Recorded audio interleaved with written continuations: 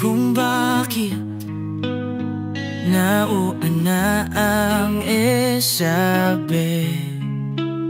Kasi mas importante ang attitude kesa beauty. Nakaka-in-love yung taong magkapareho kayo sa gusto, pero mas nakaka-in-love yung taong kahit ayaw niya, basta para sa'yo gugustuhin niya. Sa laki ng earth, hindi ba nakatutuwa na nagkakilala tayo?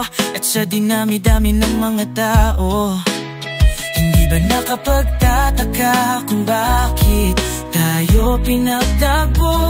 Di mo nga lang alam, dahil nasa puso't isipan ko lang.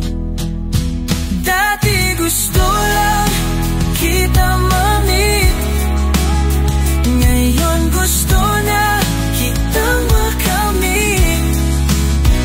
Ikaw yung taong bigla ko na lang ginusto, pero hindi ko akalain tatamaan ako ng gusto.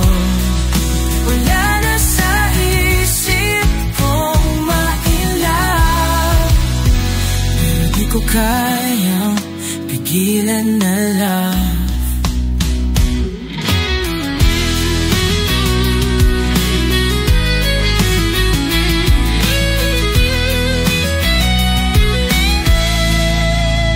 Pero ang lahat ng ito ay hindi naman karelasyon lang.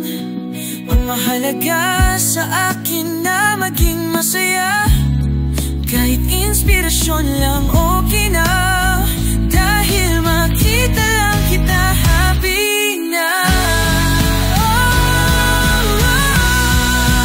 Nakaka-in-love yung